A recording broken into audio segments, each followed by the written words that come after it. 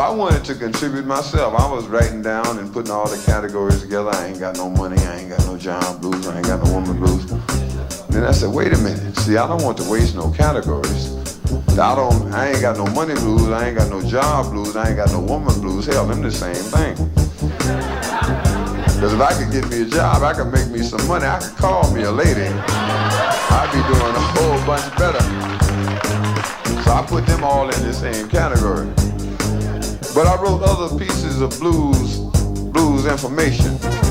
Because what had happened was that I had found out later on, unfortunately, in my education about people like Langston Hughes, about people like Sterling Brown, about people like County Cullen, Gene Tillman, Claude McKay. And these people had taken the blues as a poetry form back in the 20s and the teens during the Harlem Renaissance, and they had fine-tuned the blues.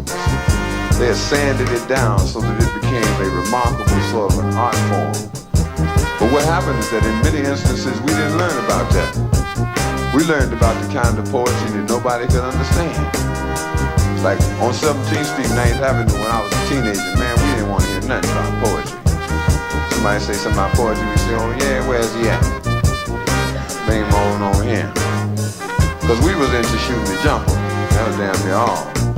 So in the 9th grade, like a teacher sneaked up on us and put these pieces of paper on the table, told everybody to read them, and then tell us what we thought about it. I said, well, it's all right.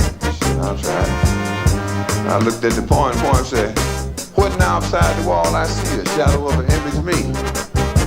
I said, well, damn, let me read this again. What now outside the wall?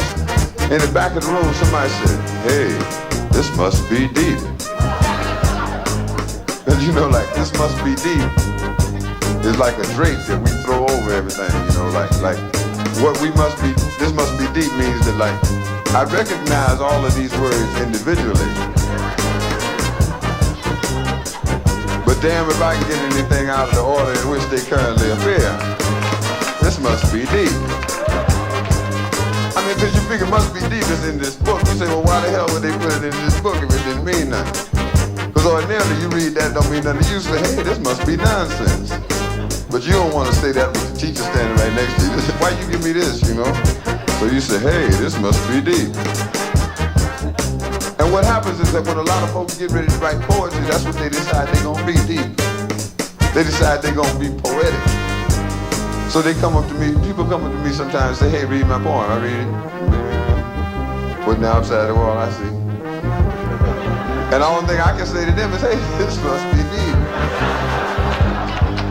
Because like being influenced by the kind of poetry that we were all introduced to, people feel as though like the way to be poetic is to make sure that there's certain little parts of it can't nobody understand. Why would you need a poet to make things more complex? Two winos to make things more complex. One of them say to the other one, well, is it best